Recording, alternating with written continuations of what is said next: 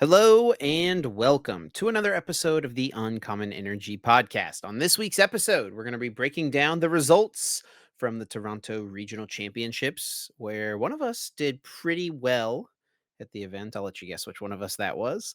And then we're going to have, of course, everyone's favorite segment, Guess That Flavor Text. And we're closing out this week's episode by chatting about Paradox Rift, our early thoughts, some of the cards we're most excited to try, some old decks that we think have new life breathed into them, and also some existing decks that are already existing in our current meta that get a little bit better or maybe even get worse with the new set. We'll give all of our thoughts on kind of these early opinions and more on this week's episode. And then, of course, we're going to have our additional Patreon exclusive bonus episode. If you are not checking that out every week and you want to support us, we encourage you to do so. It's a great way to support us, but then also get a little bit of extra content from us over at the same time. So, place to do that is over at our Patreon, patreon.com/uncommon energy podcast. My name is Chip Ritchie, joined here as always by my friend and co-host Azul GG, coming off a top 4 finish in Toronto. Azul, how we doing, man?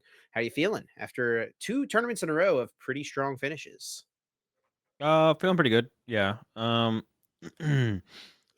One of those things where it's like I definitely wasn't like worried. The first two terms of the season I dropped, but it doesn't really I don't know, it doesn't get to me at all anymore. To be honest, going into the season, like my mental state is probably the best it's ever been for uh just kind of handling my poor finishes, but then also like not I guess I get it also at the same time, I'm not as overly enthusiastic about my good finishes either. I have like a very tempered Yep.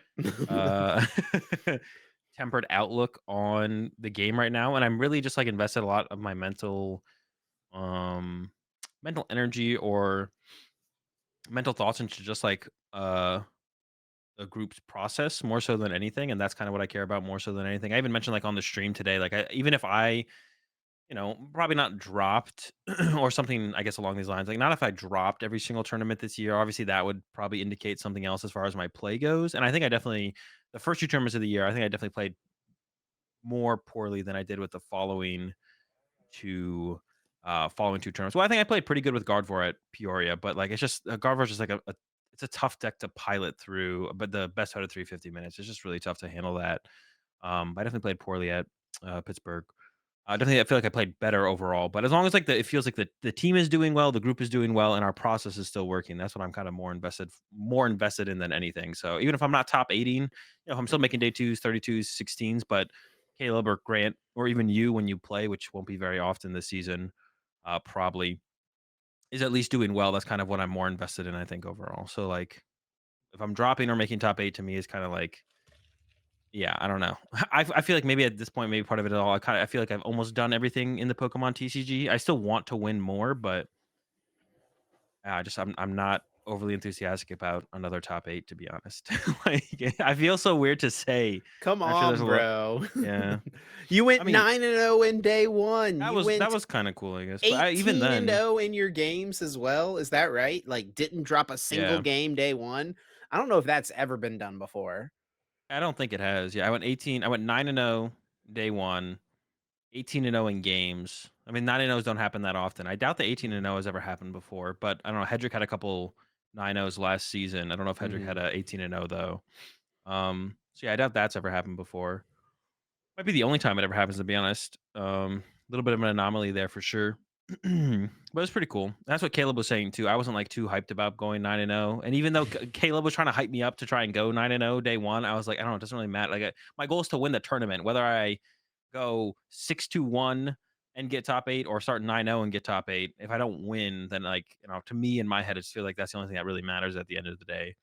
But it was cool. Yeah, 9-0. And then once I like kind of realized I went 9-0 and I was like thinking back on my games, I was like, wait, I don't think I dropped a game. I remember like thinking about it the end of day one. I was like, I don't think I dropped a game actually in day one. And unless one of my opponents wants to correct me if I'm wrong, but I'm pretty sure I 2-0'd all my opponents in day one. Um, and then We need to get you need to make a t-shirt to give all your opponents that says I got 2-0'd by Azul GG. But it's just yeah, because then the first round day two, I got 2-0'd by Felipe, who I beat in round 9 the day before, which is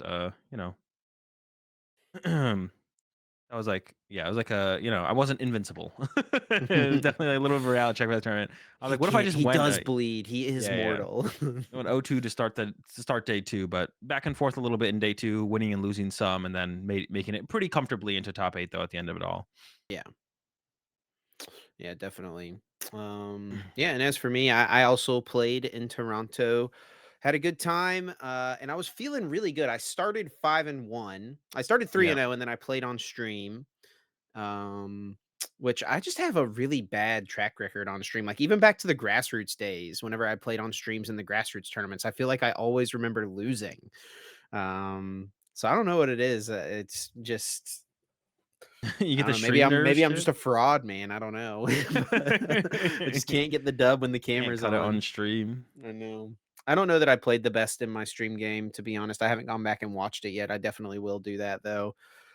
Um, Kyle Sablehouse, who commentated it, talked to me a little bit about it afterwards, and we were talking about some of the potential options that I could have done in game 2 compared to what I did, and he's probably right, so I'm just gonna go back and watch it and see how I feel about it. But, yeah, I What was started the 5 and what's up?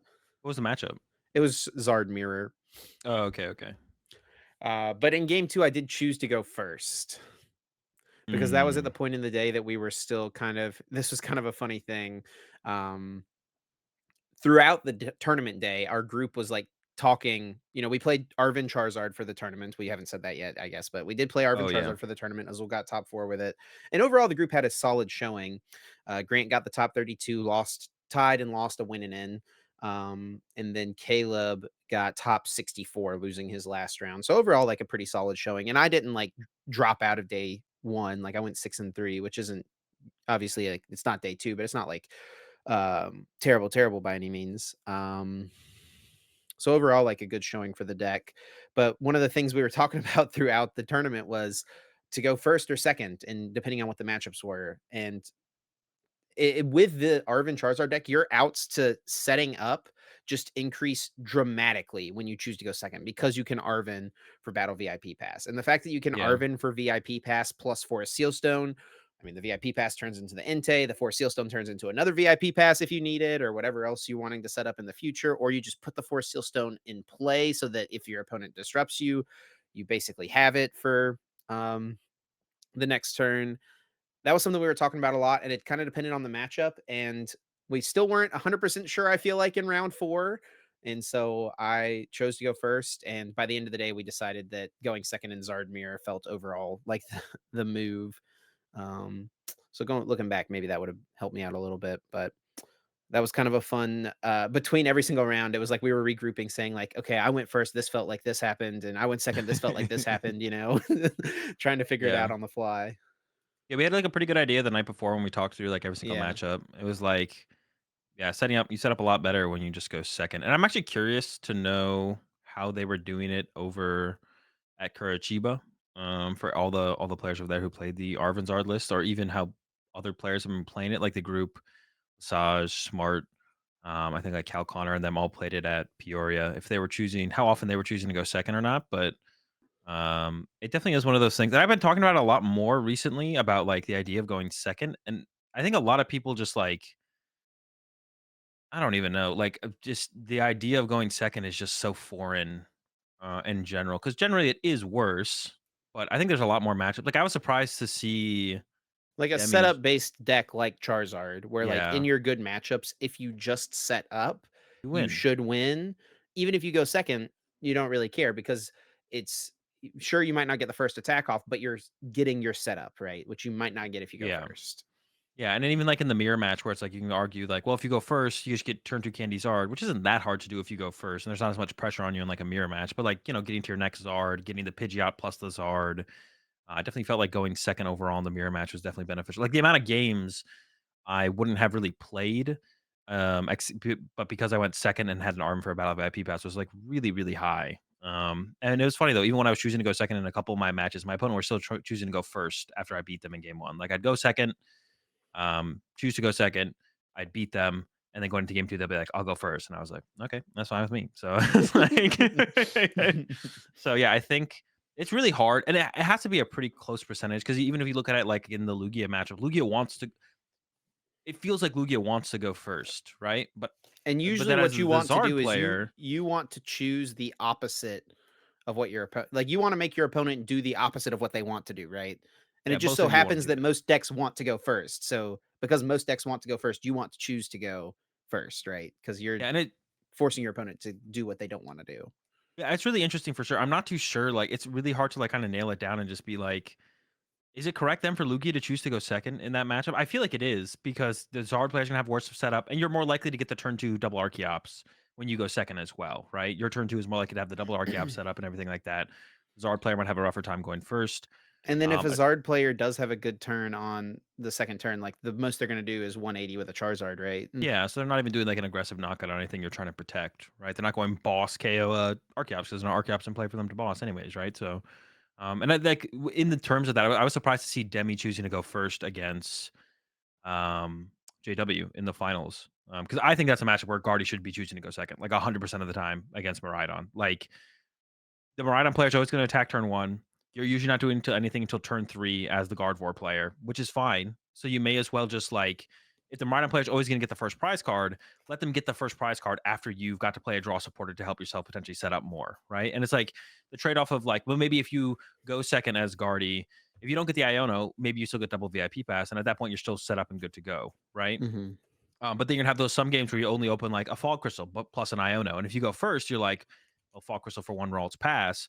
And sure, you do play the was it the Mirage Step Curlia that does exist in your deck, but you may as well increase your odds of being able to use the Mirage Step by going second. Like they're always getting the first prize card, so just let them have their first prize card, but give yourself a better chance of being able to combat whatever it is they throw at you, right? So that was a little bit of a surprise for me to see Demi choosing to go first in that matchup. But I think in general in the community, there's just like a stigma, I guess, around going second because I think there's a decent amount of matchups in the current meta where going second is correct for a couple decks. A lot of them are up against Miraidon, and I guess just Arvinzard in general. I feel like you just want to be going second in a majority of your matchups, except for like I don't know some lost box builds, of course. But yeah, because yeah, when I mentioned it earlier in my chat that I was choosing to go second in pretty much every game.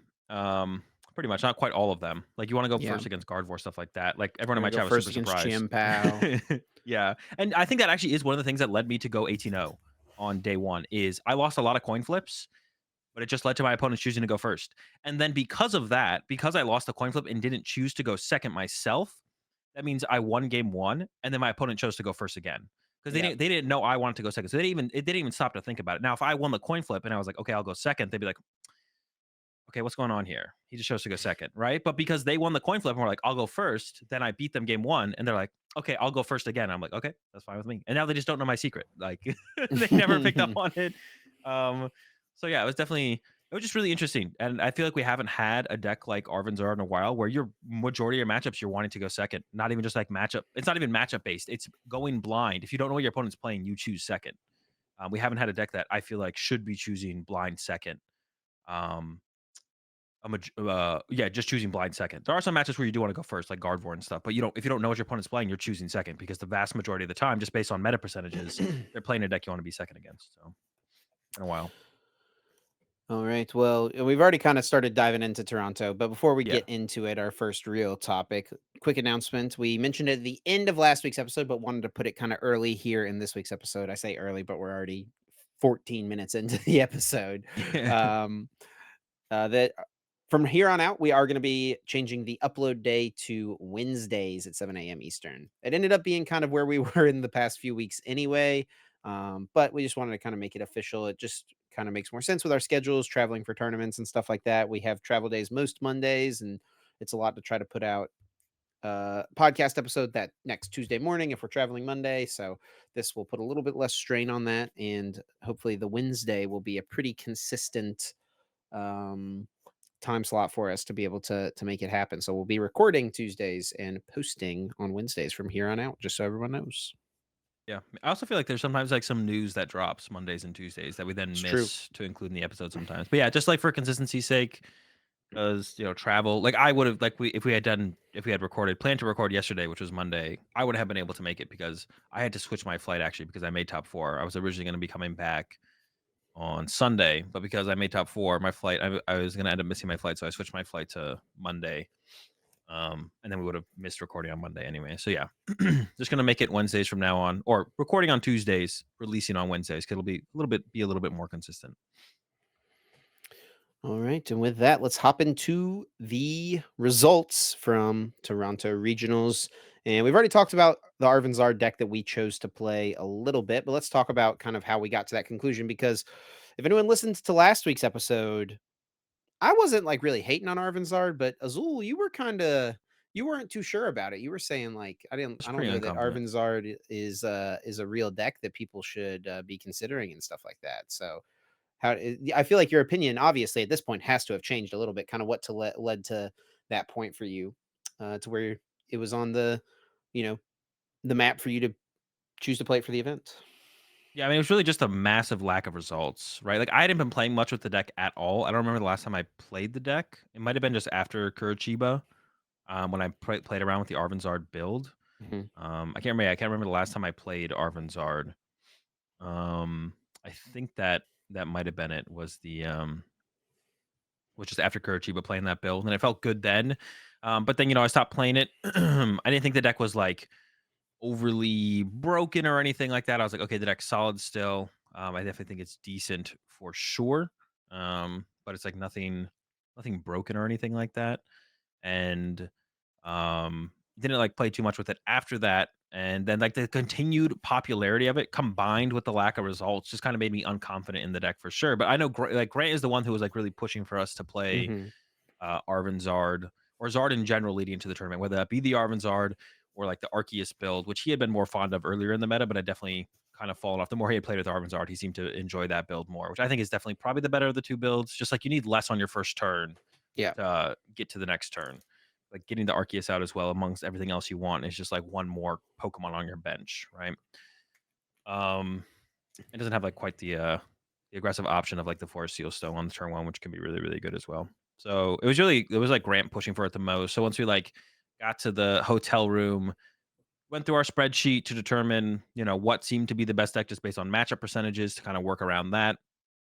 And then also um played some games. We also played through some matchups to try and confirm some percentages Mhm. that Grant was pretty confident in, and they definitely leaned a little bit more towards what he was saying. So put it onto the sheet. Charizard deck came out number one on the sheet, and it's not one of those decks where we had like a problem with playing it. There's been like a couple decks in the past, like Broken Lugia, pre-rotation Lugia is a deck that even though when it was winning the spreadsheet for us, we never wanted to play it because it's like we don't want to play a bunch of mirror matches. That sounds miserable. And Gardevoir would have been another deck if it had won the spreadsheet. We would have played Gardevoir as well. But Charizard was one of those decks where it's like it doesn't. We don't have any reason to not play it if it wins the spreadsheet. So it won the spreadsheet. And we're like, okay, we'll go ahead and play it. Yeah, and that's exactly what we did. And like we mentioned, overall solid results from the four of us who chose to play the deck. I was the only one who missed out on day two, unfortunately. I don't think I walked through kind of what the end of my day looked like. Oh, Azul is on the phone. Okay. Um, Sorry about that. Go ahead. yeah, I went. So I started 5-1. I started 3-0, then lost on stream. Went to 5-1, and then I played against Ian Robb, who's playing Gardevoir. And Gardevoir is definitely beatable, but if they draw really well and don't make any mistakes, then there's not It's really much tough. you can do.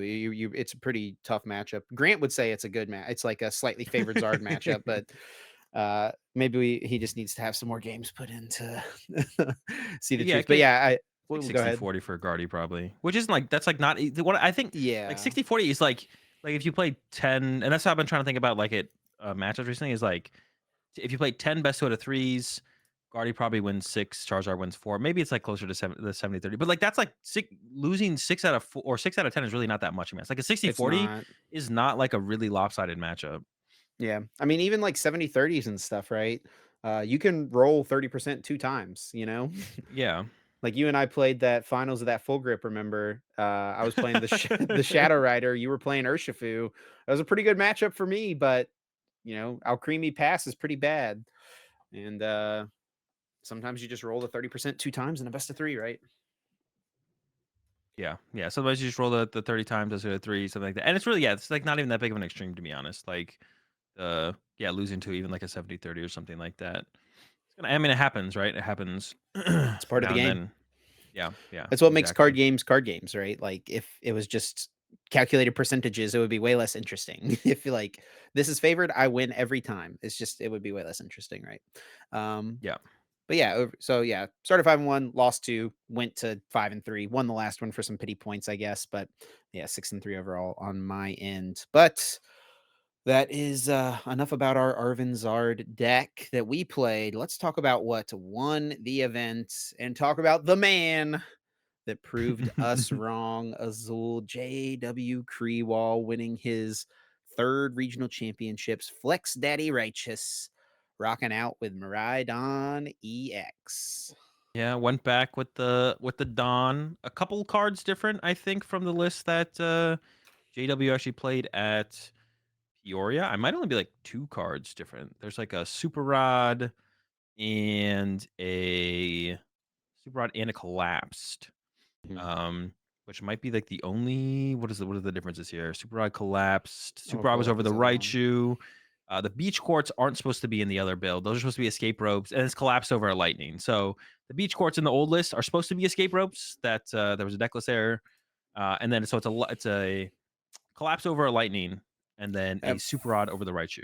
Fourth Ultra Ball over the second Nest Ball as Oh, that well. as well. Yeah, And yeah, couple actually, before changes. we started recording, JW, he was actually streaming a little bit tonight, and I was watching him talk about the deck building. That was kind of the piece of it that I caught in some of the cards that they chose to include in the deck for the weekend. I think Jesse Parker played the same 60, or if Yeah, not, the same 59 ish, something like that. But yeah, I mean, he's like Ultra Ball was just really strong to get your lightnings in the cutting it. discard pile. You know, if you're going to squawkabilly turn one anyway, you don't really mind discarding the extra cards as compared to Nest Ball, and you really want to find Flaffy. So Ultra Ball Yeah, gets you that. Nest Ball doesn't, and 13 lightning energy obviously hurts your early electric generators a little bit, which is not great, but it makes your later electric generators very strong. And then in being a with deck the like super this where rod, you're right? being pretty aggressive turn one with Flaffies and researches, you're gonna discard some evolution pieces like Flaffy or Mareep, something like that, and you're gonna want to get those back sometimes. Um, only one Raichu in the list now, which is a change he made, I would imagine, in uh, reason because of the super rod. So that's a Yeah. way to get that back. You can get back the one Zapdos if you attack with that in a matchup. That actually is what happened when JW and Grant played on the winning end. Grant KO'd the Zapdos because JW attacked with it, which is it's like a decent one prize attacker if you can sneak that in Yeah. there. Grant KO'd it and filled his bench because he was like, all right, now my Entei can't get KO'd. And then JW played Super Rod to get back the Zapdos, and Grant was not pumped. Yeah. It's definitely a funny interaction. But yeah, Yeah. So there's JW's list, and he gets the dub with Miraidon. yeah, so yeah, basically the same stuff. Also, the collapse is really good against like lost box It decks as is, yeah. well, because you can like clean up something that was hit with a Sableye or a Cram or a Greninja play happened. Yeah, so it's like really good against like lost zone decks to be able to clean up your bench a little bit and do away with some of those bigger liabilities And that off was your bench something sometime. he mentioned specifically with the decision to play the collapse was like if you look at Jesse Parker's final game against Estrada back in Pittsburgh, I mean Jesse was one turn away from winning. Was it both of the games? At least one of the games. He was one turn One of away. them, yeah, Yeah. at least one. And it was like if he just had collapsed to clean up that board, collapsed or penny, something like that, just some way to clean up Yeah, the board, he wins the game like guaranteed, right?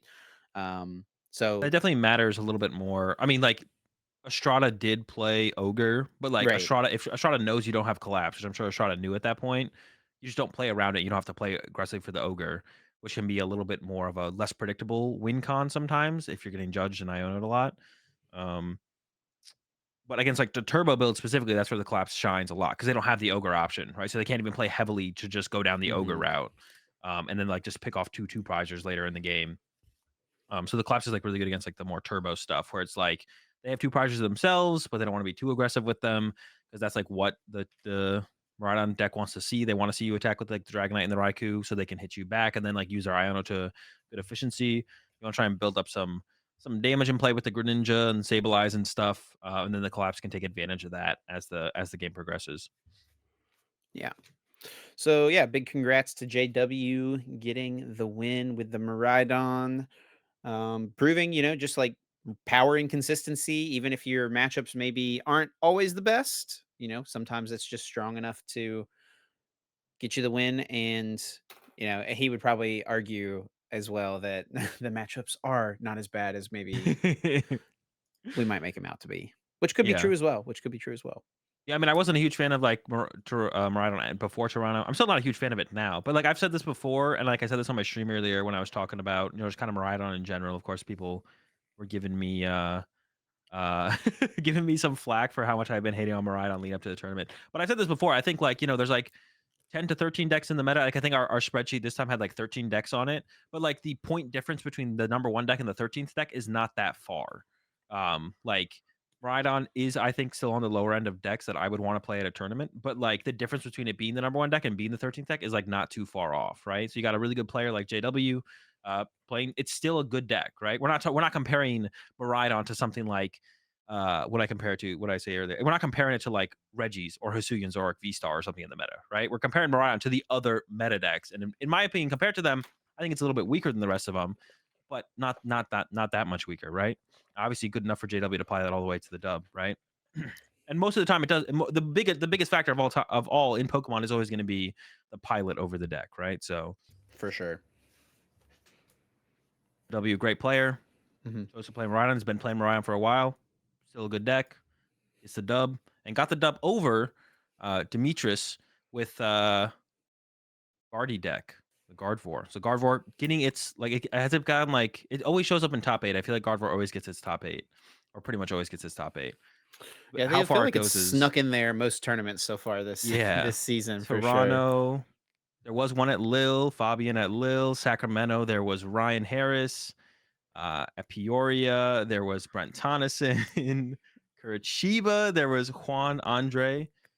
Um, I'm gonna go back. Barcelona, there was a couple. We had Toward and Michael Hunter. Pittsburgh, no I think guard there for at was none, Pittsburgh. right? No guard for at Pittsburgh, but it Yeah. almost slips in there almost every single time. Yep. Um, but yeah, coming over from the UK, Demetrius played the guard war. Nothing special though, right? Pretty standard, straightforward. I think this is might just be even the Brent Tonneson list, right? Yeah, it does have the Peoria. yeah. Yeah, it has the Mew EX, right, which is kind of the That'd be the exact same 60. yeah, was kind of the new thing that Brent was rocking, but yeah, other than that is it the same 60? It would tell us right here, wouldn't it? It's one candy difference. Okay. Yeah. Okay. Minus plus one candy, minus one ultra ball is the only change. Got it. Yeah, I Yeah. mean, strong list, obviously. Deck is pretty strong. You got the Mirage Step Curlia to save you from some slow starts, and it's also just kind of what you want to go for in some matchups as well. The Mew EX that can let you be aggressive in a lot of different situations, right? And it's Yeah. a decent closer option against Charizard. You Mhm. you don't necessarily need it, I guess. It's a decent enough matchup for you anyway. But yeah, you played Demetrius in top four. What did you think of his deck, his play, and I guess also like how did that game go in the top four that eliminated you from the tournament? Yeah, I mean, he played well. The Mew actually was relevant in game 1. Game 1 was, like, really weird, where it was, like, I needed Demetrius to whiff, like, a boss combo a couple turns in a row while I tried to, like, reset up my Radiant Zard to close out the game, and, like, went Hmm. back and forth for a little bit, and then it was, like, Mew KO'd my Charizard.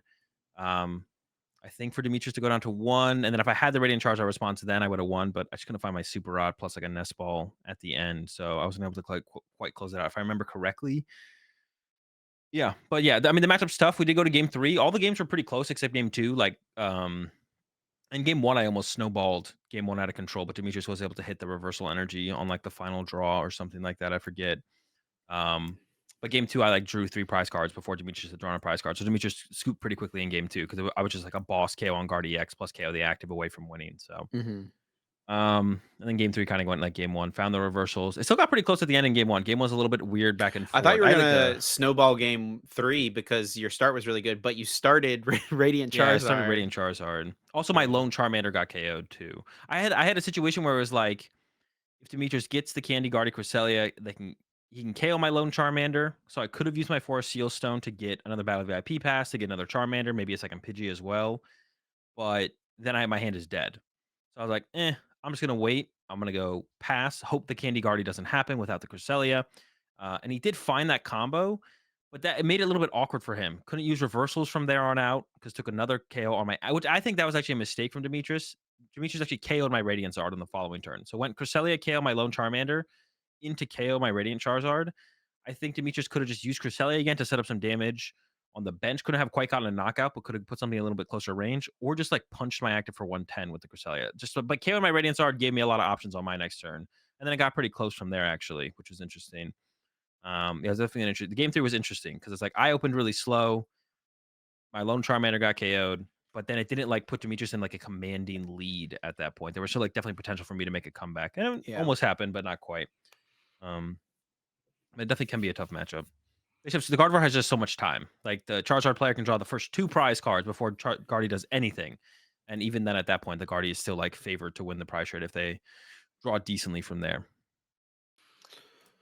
And then, of course, we've got you in the top four. We've got Christian Moreno with the Lugia. We've got Hermione with the Gudra. Back to back top eights for Hermione. Got it Yep. done in Lille. Came over to Toronto. Got the top eight there. That's pretty cool, pretty impressive. We got a pair of Chiampao here, Jake Riggs and Grant Shin with Chiampao. Grant Shin been on a tear with with that Yeah. deck. It's been what, top eight, top 16, top eight, three tournaments in Yep. a row for him. It's So that's pretty pretty cool. good. And then Dylan Gunn closes out Top Cut with the Lost Box. So decent bit of variety in Top Cut. Yeah, only one deck doubled up, being the Chiampao. Other than that, a lot of variety, which is pretty interesting. But I think Gudra's probably the big standout here, right? Yeah, I think definitely. I mean, one thing we could talk about is like, I don't know actually how many. There was not a colorless Lugia in top 32. They were all single strikes. All single strike Lugias in top 32. In fact, the highest placing colorless Lugia was 60th from Christopher. And the other ones under that, I don't even know. Yeah, even more of them were single strike past that as well. Yeah, that is Um, interesting. yeah, so colorless had a really bad day. Had a really bad time. Well, it I don't feels like a lot know. of people switched over back Yeah, to the single strike Lugia, maybe anticipating Lost Box to be a bit more popular, right? yeah. And I mean, colorless is pretty good against.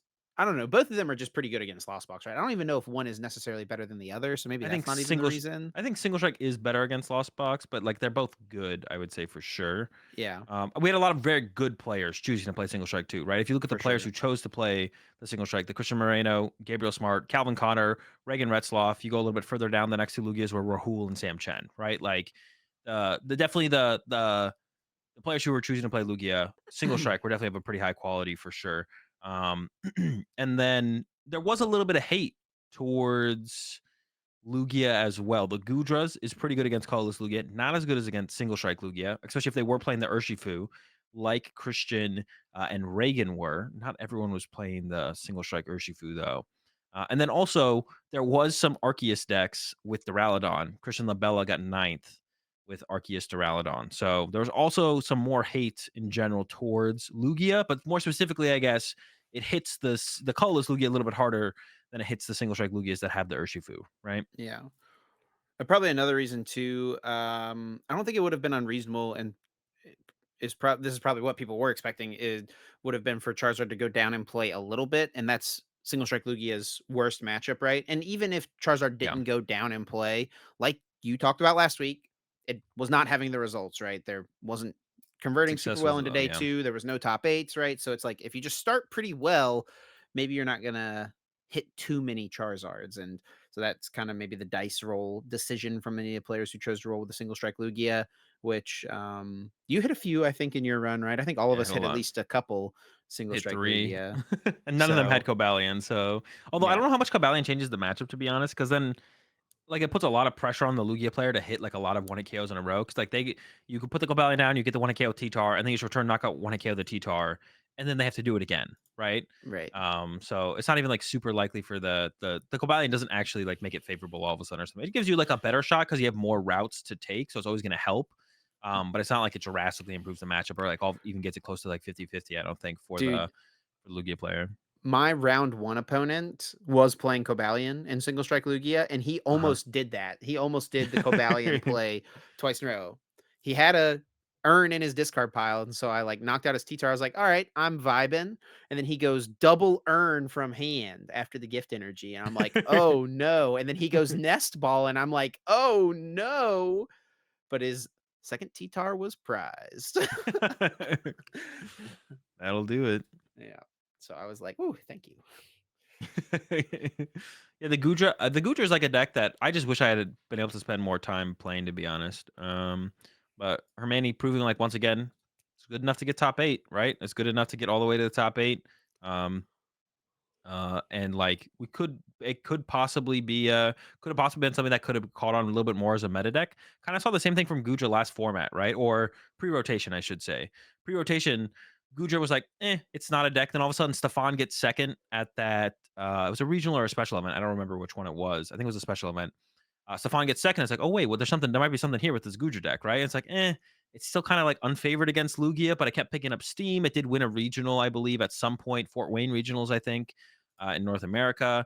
I didn't feel like there was maybe enough time for the Guja deck to pick up over here. Also, one thing with like this Guja deck compared to other Guja decks, this Guja deck is definitely a lot harder than the other Guja deck because this one has a lot more moving pieces in it. They're both Lost Zone decks, but this one has a lot more variety of attackers to work off of and can definitely make it a little bit harder of a deck to pick up. So that's probably one reason we didn't see it gain as much popularity. But who knows? Maybe I mean maybe Guja will still be a thing with the new set coming out. Still, it's possible, I guess. Yeah, Although Hermione I don't think actually it'll. played 2 Gudras in the first 3 rounds.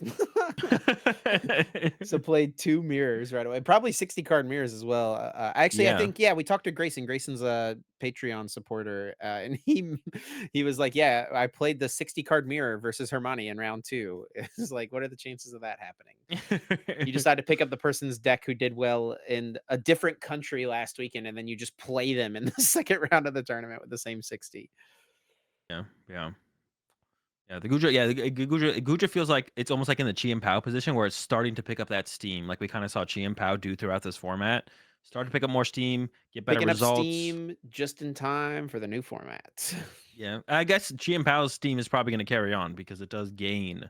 I don't know if Guja really gains anything besides probably a terrible matchup against Roaring Moon. So, yeah, just being able to get immediately nuked once you set up your Guja finally does not sound like a good matchup. But I don't know, I guess you can Sableye him on the next turn or something like that. That doesn't sound like a You've good been time calling though. it roaring mid though, so maybe the Gudras don't really have True. to worry about it. I mean, it's just another two prize deck that one hit KOs your opponent's active. We've seen it before, and they're never terrible, but they've never been like I feel like those are One of never them like just tier one, won. tier S decks. Yeah, but I don't consider Miraidon like the best deck in the format still or anything. Sure. You know, um, yeah, mid Rhydon, roaring mid. Now I gotta come up with a name for a Golden Go because that's Bad. another two prize Pokemon that one hit KOs your opponent's active. No, I'm um, excited for Golden Go actually. I Give think it a shot. the last thing we could point out, like just talk about that was cool, was Dylan Gunn's list was kind of like an innovation on. I don't want to call it Turbo Lost Box because there was no Pokestops in here, but it still had 3 vacuum. Let's call it Turbo Lost Box, but not quite as aggressive as you could be. But the trade off was Bravery Charms, which we'd seen a little bit of at Yeah. Sacramento. Actually, Caleb had a match up against a build that had 2 Bravery Charms in it in Sacramento, and he was like, "My Sableyes were just so much worse because they have 2 things that give them plus 50 HP."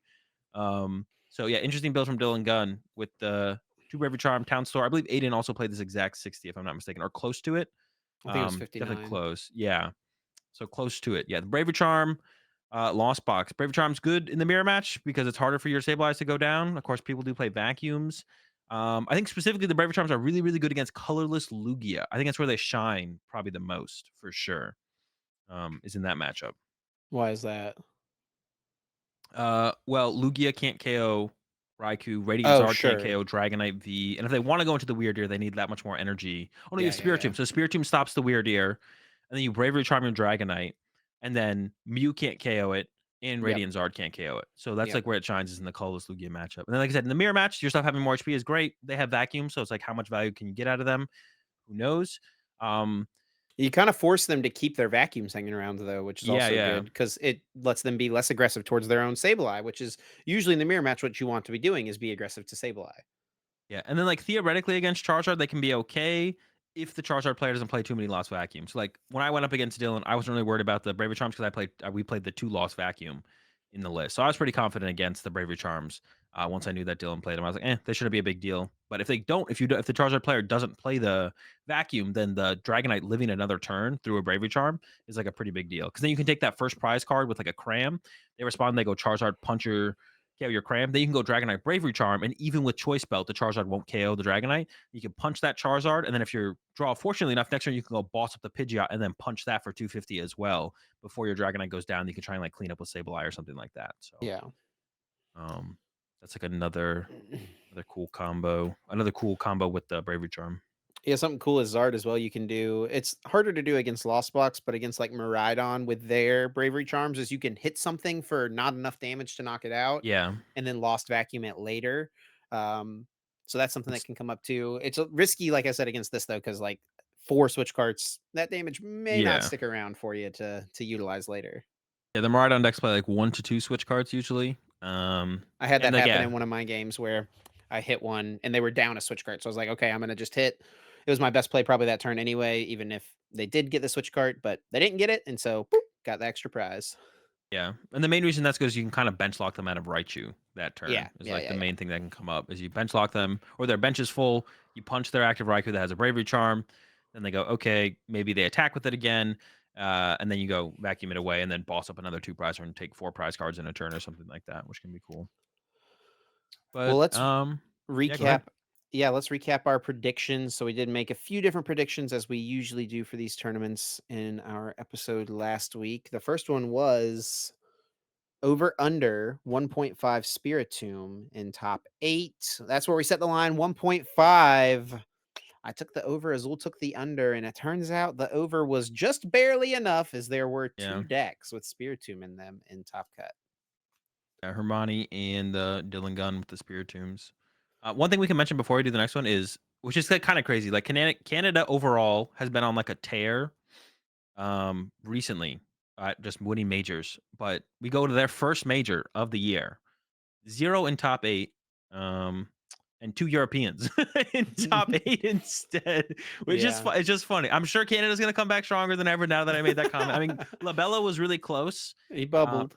I actually heard about Labella's match. So Labella played up against Smart on the winning end, and Labella's playing the 1-1 Duraludon. So like effectively against like Smart's build without the Urshifu, like that's supposed to be an auto win, right? You also have like the Mawile combo you can use against them as well. So it's tough. But Smart was somehow able to win a game. I think it probably came from like a turn 2 boss KO on a Duraludon V or something like that. And then in Usually game what you have to do, 3, yeah. yeah, in game 3, I think I heard Labella prize the VMAX, and Labella goes to take a knockout and then was like, "Before I draw my prize card, do you want to tie?" And then Smart was like, "Okay, sure." So they ended up tying the winning in instead of there being a decided winner, because I think if Labella gets the drought on there, Labella just wins. But it's coming off a prize card, so who knows what it is. Um, so yeah, so the Duraludon was prized in the game 3, which ended up to an eventual tie. But I'm sure Labella was not super happy with losing to a Lugia, which is like that's the reason like play this Arceus Duraludon deck is like you auto win the Lugias, um, like guaranteed, and then you kind of piece together the rest of your wins from there, with just being like a Arceus Path Judge deck. But yeah, Canada was still close. Labella coming in at ninth, but yeah, it was just funny to see because yeah, Canada's been like so dominant overall, I guess, in like North American tournaments this season and even end of last season. That and then this one they didn't even get like a top 8 on it, but I'm sure they'll come back strong in the next one for sure. They always do. Our next Um, prediction was highest placing Charizard, and at the time we made this prediction, we did not know that we were gonna be playing Charizard for the tournament. yeah, I I think wasn't you like maybe super would have confident in the deck either. I think you maybe would have changed your pick if you had, known that we were leaning that way. But I would have yeah, gone a little bit higher. I went with the top 8, Azul went with the top 16, and definitely win this one as Azul did get into. I mean, it's like I win this one because Azul was in top 4, so I guess really Azul is the true winner because he made it to top 4, won 5 grand, so Yeah. I think I don't know. I get the edge, you get the edge, what do we think? It Toss up. seems, yeah, toss up, definitely a split here. Yeah, I definitely would have picked a little bit higher if I was more confident that we would have been playing it. I was like okay with the idea of playing the deck because Grant was hyping it up so much, or talking it up so much. But yeah, I didn't expect us to end up actually playing it at the tournament overall. But I definitely would have predicted it a little bit higher. Probably would have settled with like a top 4. And um, then our final prediction, Azul kind of hinted yeah, at it a moment ago, was I for- will a Canadian win the tournament? Well, if there was none in top 8, no Canadians could win. And not possible. That's what I picked. Azul said the Canadian would win the event. So, I mean, Azul, that's like a clean 3-0 sweep for me with the predictions this Yeah. week. Well, you picked top 8, not top 4. So, Okay. in that situation, there was no points for either person. You were just closer, but closer is not a dub. And yeah, this is like the this is I mean, if 50%, I think 50%, I was actually curious about this because I was like, how many Canadian players are there? I think it was 50% of the players at the tournament were Canadian. Because like we looked it up on the RK9 pairings and we went like bracket CA bracket and it was like 700 or something. There was like 1,500 players. So like Yeah. half the players at the tournament were Canadian. So there's a pretty good chance with how much Canada has been winning when they show up and they're like, what is there, like 100 of Canadians maybe at our tournaments? I guess we could like look up that stat as well. I'd be interested to see that as well. Like when they come to like American tournaments, how many Canadians are there? Like I'm looking at day 2 of Sacramento right now, and there was one, 2, 3, 4, 5, 6. There were 6 in day 2. I don't know, 100 Canadians are maybe making their way to like Sacramento regionals. I don't actually know how many. Um, can you look at like pairings of past tournaments Yeah. on I'm gonna RK9? look it up. I'll pull it up. Okay, okay. Yeah, because I'm curious. Because yeah, like half of Toronto was Canadian. So I was pretty confident that, they've been doing so well recently. I was like, "Oh, Canadian winning? That seems free in Toronto," you There were know? Yeah. 31 Canadians in Sacramento. Alright, well, they didn't win Sacramento. How many? I mean, I guess there's probably less, or there's a smaller percentage probably at Peoria because there's 1,700 players. I guess Yeah, it'll Peoria is take me a probably a little second bit to more find it. reasonable for Canadians to get to be honest. Sacramento maybe is Do you know how you have to harder. do this? How you have to look up past tournament pairings? No, This I is don't actually kinda know. crazy that this is what you have to do. You have to go to the website, rk9.gg, Yeah, where the pairings and stuff are hosted. You go click on the tournament page. So if I'm looking for Peoria, I go click on TCG. But this just takes you to the, registration page, which obviously, alright. you can't register anymore. So in order to get to pairings, what you do is you go up to the URL, and where the word tournament is, you just replace it with the word pairings.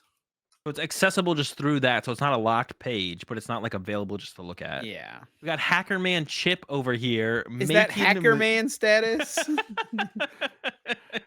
Can we get some Hacker Mans in chat, please? Chip's making moves out here, There were and then 53 Canadians in Peoria. yeah, there's 53 in Peoria, there was dude, I'm holding 33. me losing this prediction is on the Canadians, bro, it's not on me for predicting, like, come on. Is that 50% of the tournament compared to 53 out of 1,700? We can't get a dub out here? Uh, no, but I'm just kidding. Dude, that is actually something though. How do we not have like final standings or standings in general available on RK9? If for some reason they don't want to show it in the middle of the tournament for whatever reason, I could understand that. But I feel like end of day 1 or end of day 2 pairing should or standing should just be available on RK9, but they're just not, which is Yeah, like that's crazy to all me. third party. Well, it's like But they're Arcanine is a available third on party, right? So, yeah, but they're and available on then you have to go PokeStats to the third Live. party of the third party, the PokeStats Yeah. Live or the Pokedata pages to see the Well, final standings. they mine is it called mining data? That's what this term is used for, right? They Yeah, I get the think data from Arcanine, right? Arcanine is open source. Yeah, so like PokeStats Live and whatever the other one is that you mentioned, they all get their data from Arcanine to then show us the standings. I don't understand how they're not just on Arcanine. Also, I'm just gonna put this out there. I think I mentioned it before, but dude, being able to like report our games on our phones would be so nice. And someone did bring it up. It's like, well, I don't have a phone. Well, we talked about this before. Someone was like, I don't have a phone. So that wouldn't work. But you could just for people who don't have phones or don't have service, you could just call for a judge and they should be able to do it on their phone, right? I feel like that should be like yeah, that would be so nice if we just can stop have to stop taking match slips up and we could do it on our phones. It would only make the tournament run faster, right? Like that Oh, has to be the future definitely. Yeah. eventually. We Yeah. got to get there Hopefully we get eventually. to that point. Yeah. And it's just like it's one of those things where it's like the system we have works, right? It does work. It is slower The- though, and it could be improved Yeah. upon. But if it works, it's like just not going to be on the high priority list of things to update and change, right? Which I feel like that would have to increase round to round turnover rate by a decent amount though. Being able to report probably, on yeah, phone, for right? Like I sure. have to I mean, because imagine. the way it works now is you have to walk your slip up, hand it to a person, they take it, hand it to a person back in the hive, and that person has to scan the results manually into the system. Like Yeah. I that's mean, tedious. I guess at the end of a round, like they're pretty fast about like the judges usually are going to collect the slips for the in time rounds or in And turns then you need rounds. less But people working in the hive. That's more people that could be judging out in the floor as well. yeah, That's true, or just doing anything else to help to make the tournament run smoother, right? Yeah, Whatever it could yeah. be. Like, if you're gonna have that much staff still on hand, like, they could just be doing something else to make the tournament run smoother. So, yeah, hopefully I mean, I think it would be like I hear, like, already at other card games already do it on the phone. So I think it would be like at least by next season, I Well, would hope that's something we get. the ones that do it on the phone are the Uh, ones that, like, have started in the last 5 years, you know? yeah, It was but just like still. it's just yeah, there's not, like, a great excuse, but I'm just trying to provide perspective as to Yeah, what, they're in like my when opinion, they would be the build reason their most likely why. yeah, when they're building their software from the ground up, that's something you may as well include, Yeah, yeah. in your software. But, like, yeah, I feel like that's just something, like, we should have on RK9 by next season. Like, it just feels like it's 2024 or it'll be 2025 by next season, so or next season will be 2025, so, yeah. A quarter of a way through the century, bro. We're getting old, huh? Yeah, it is quite it's been quite a We long both time turn now. 30 next year, Azul. Yeah. That is something. I don't really think about it too much, though. I mean, people put a lot of emphasis on that coming of age date, but I don't know, it's just another year to me. Just another year. Just another year. Well, let's get into guess that flavor text. But before we do that, we of course have to take a moment to thank our fantastic sponsor, Dragon Shield, for supporting the Uncommon Energy podcast. Of course, Dragon Shield makes some of the best card gaming and tabletop gaming products out there. Some of the best accessories, including sleeves, binders, deck boxes, and so much more. I was rocking my dual mats throughout the weekend, used them all through day one, would have used them all through day two if I was playing there. You know, the one, the Fairly Odd Parents meme? This is where I'd put my trophy if I had one, but it's okay. Azul, what about you? I know you probably went through like 8 boxes of sleeves because you're so paranoid and change your sleeves all the time. You change my sleeves all the time, yeah. I went through 3, I think, by the end of it all, by the time I was through top 8. Um, yeah, I just like the I mean, just the feeling of fresh sleeves. It's something I'm like it is definitely a little bit of a paranoid thing, but fresh shields feel so good. They do last a lot longer than I use them for. I'll tell you that much for sure. Because I remember like back in the day when I was less paranoid about my sleeves, I would use a box of dragon shields for multiple tournaments in a row, just up to the point where they got too dirty. That's when I would change Yeah. sleeves back in the day. But yeah, huge shout out to Dragon Shield as always for being a sponsor of the podcast. Check them out as always at dragonshield.com/webshop/US or EU. And of course, they're also available literally everywhere else, local card shops, big box retailers, you name it, they're there. And with that And being said, it is yep. time for Guess That Flavor Text. It's Azul's turn this week to pick a Mhm. card for me. And if you don't know what we do here, every single week, one of us will pick a card for the other host to try to guess what the card is based solely on its flavor text. I say solely, but there are some lifelines that you can work in and use to try to give you a little bit of a hand. Those lifelines are what set the card is from, what stage the card is, and read an attack name. I gave Azul a pretty easy one, a pretty reasonable one last week, and Reasonable. just couldn't pull through. Just couldn't pull through. I'm excited to see Mm. that what you have for me this week, Azul. Yep, I'm ready to go, Chip. Are you ready? Yeah, let's hear it. All right. It sways its hips to a rhythm all its own. The precise movements of blank living in Alola are truly wonderful. Ooh, living in Alola. Okay, so that's a bit of help here. A Gen what 7 Pokemon, right? Gen 7, something like that. Sun and Moon era. My first thought was definitely um Metacham with the hips, that thing's got some hips on it. Now I'm thinking maybe like Sensu form or Ikorio, the like hula dancer or Ikorio. Let me hear the flavor text one more time. It sways its hips to a rhythm all its own. The precise movements of blank living in Alola are truly wonderful. Hmm. It also could be a regional form, like an Alolan form, I feel like, but I don't know. I feel like Marowak had kind of a little bit of a dance thing going on with but it wasn't really its hips, it was like with the bone club. I'm gonna use some lifelines here to get a little bit of help. Um Let's go with I mean, I know it's a Sun and Moon set, and I know this era pretty decently, so I'm gonna go with what set the card is from. I think that'll help me narrow it down a good bit. It is from Hidden Fates. Pro. Okay. Well, so this is a little bit of a cop out, right? Because Hidden Fates is a reprint set. Or I guess well, Hidden Fates had its own main set, right? So I have it's no not clue. is it from it had its own main set and then it also had the Shiny Vault. So is it Sure. from Hidden Fates or is it from the Shiny Vault? Do I get to know that? It says Hidden Fates. I don't have Bro. any other info. I don't Well, know if I is the card text number SV out of a number? no. Okay, so it's from the main set. Now what am I allowed to tell you that? Is that Well, I don't like know, but you told me. all right, well, with that info, do you have anything else to work with? No. Well, I don't think there's an Oricorio in that set, so that helps me down. Hidden Fates is the I almost said it was the Zoroark set, but that's not even right. It's the Could you ponder for one more second? I need to run and do something real quick. okay. Azul's AFK now in the middle of guess that flavor text. So I was thinking Zoroark, but that's Shining Fates, not Hidden Fates. Alright, I'm Um, back. you had to let the cat out. Yeah. um, yeah, I'm not any closer. I'm gonna need some more help now. Let's go with reading attack name. That might narrow it down a little bit. Slap. Okay, well, I'm gonna slap you next time I see you now. What the heck, man? Okay, well, what stage is the card? Let's just use it all. The basic. Okay, so not Metacham. Swaying the hips. These Wait, Pokemon that isn't live oh in no, it's not. Alola. Huh? I was about to, but yeah, never mind.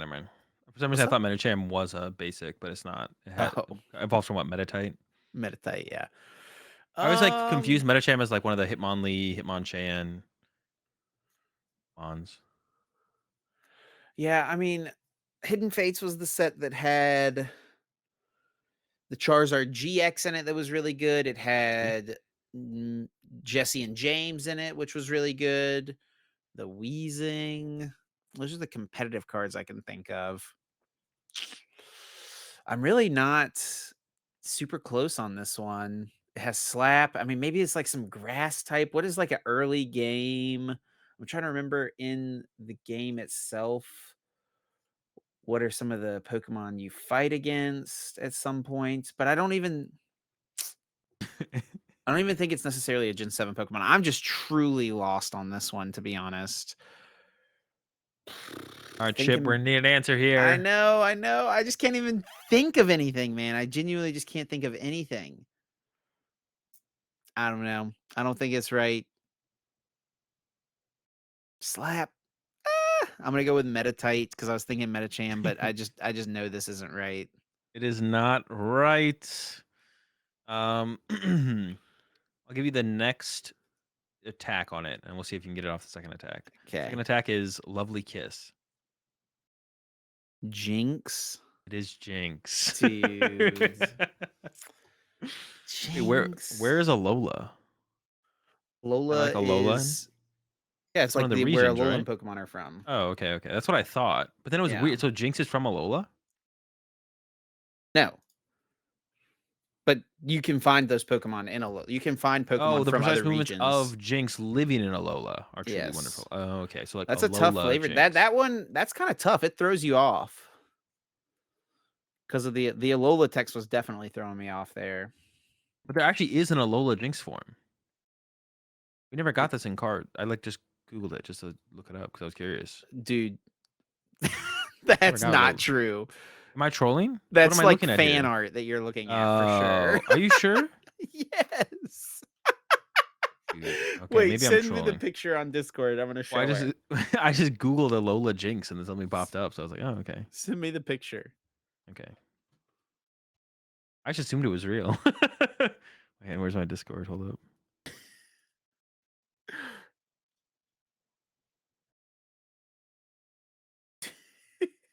It looks real.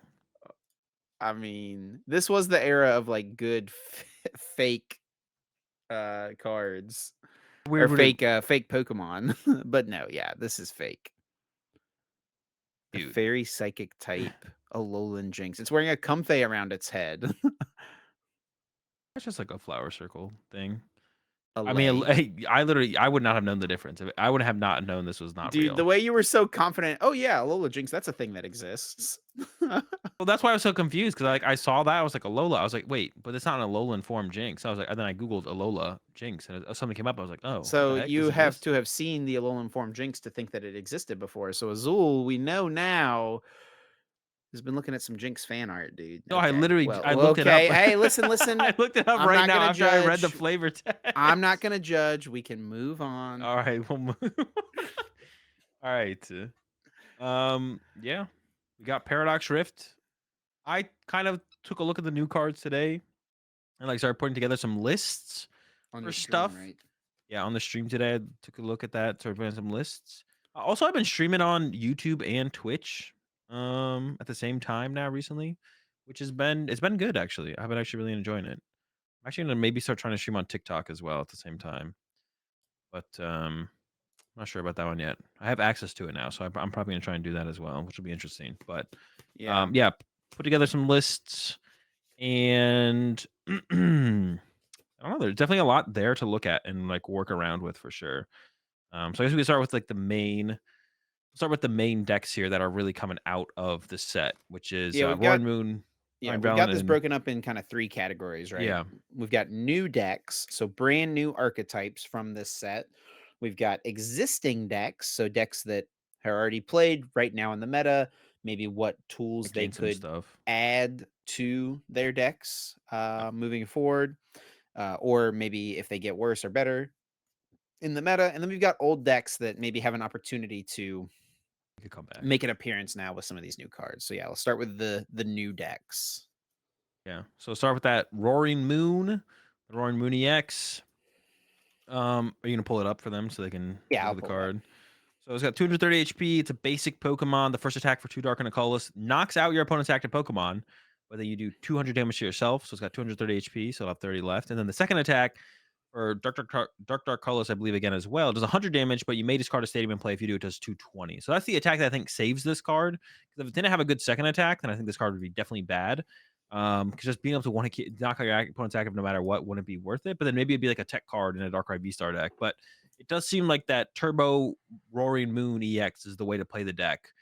Kind of got it's got everything you need in the card by itself. It can one hit KO anything with the Frenzied Gouging, and then the Calamity Storm can be like your early KOs on smaller stuff. But doing 220 isn't obviously KO anything too small. You can KO Arceus V Pokemon, some basic EXs, then obviously KO like any kind of one prize Pokemon as well.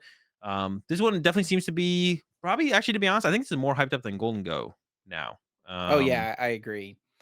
This is, I think, secretly has kind of snuck up. I mean, there's just been so much attention on Iron Hands in the new set.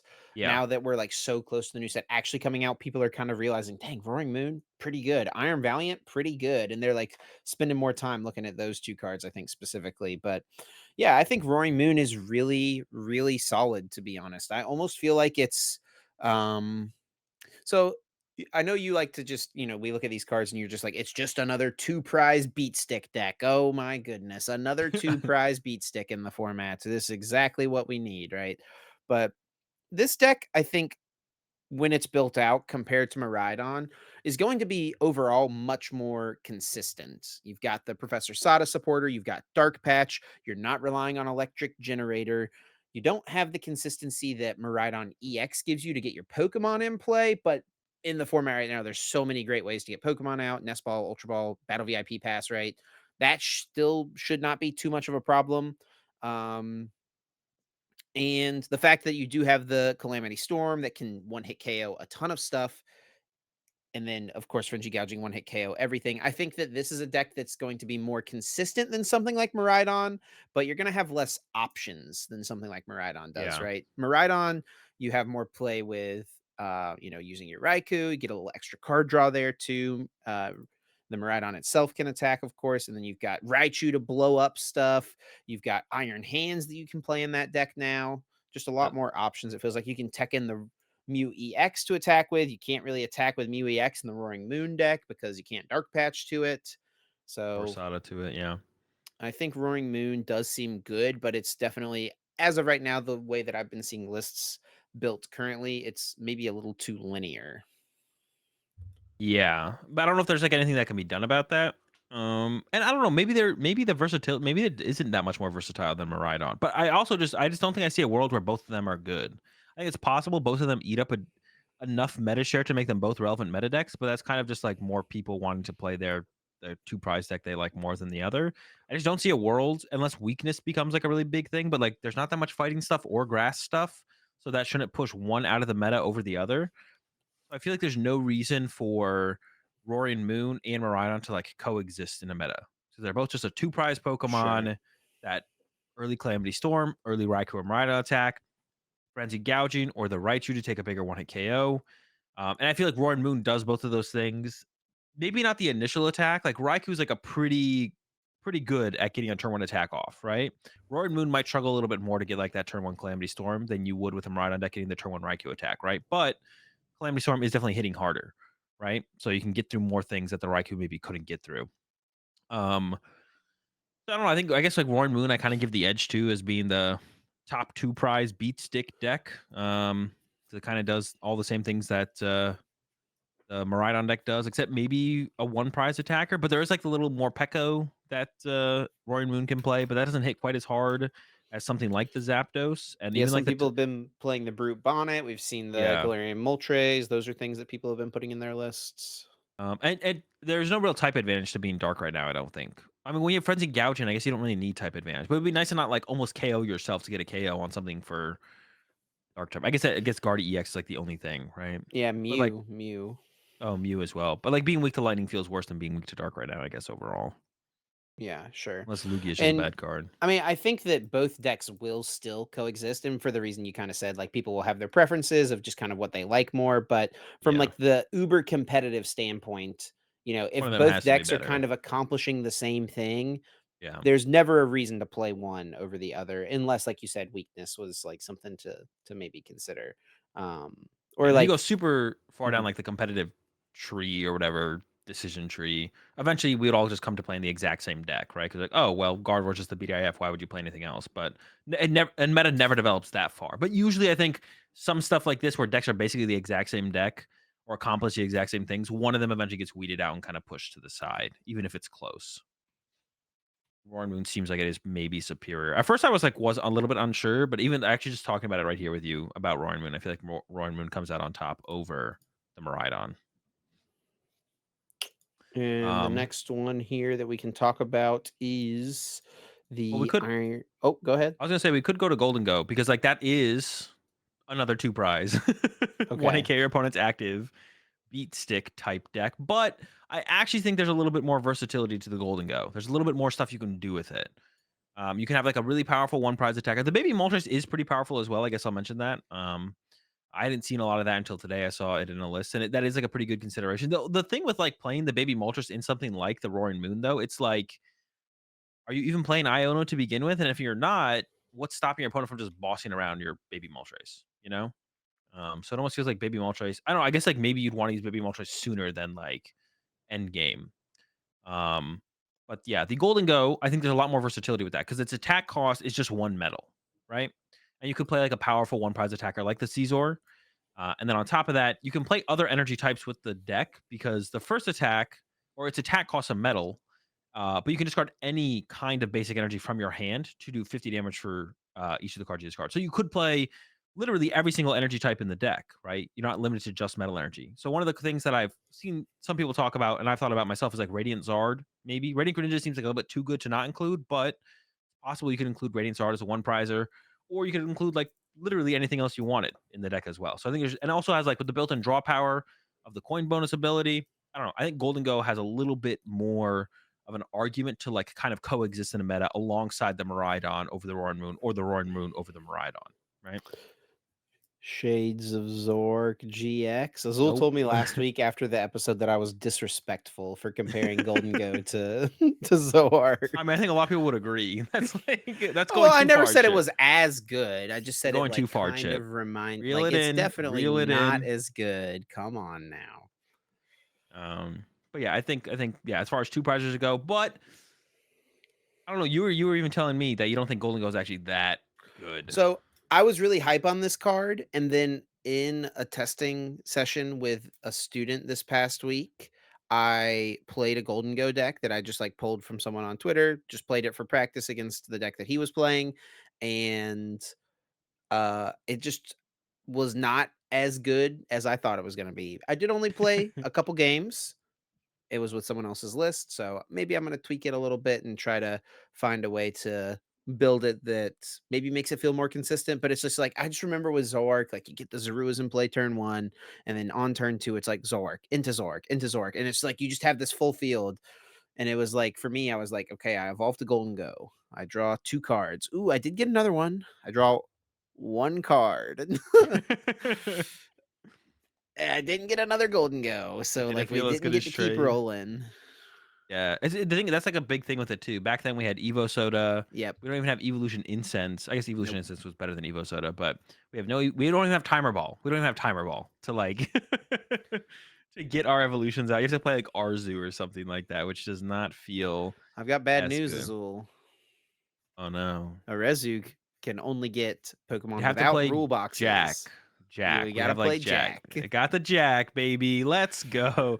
Wasn't there like one card that people played in Zoroark at a time that was a supporter that found evolutions? Or am I Olivia! It got you 2 Oh, Pokemon yes. GX to your Let's hand. go.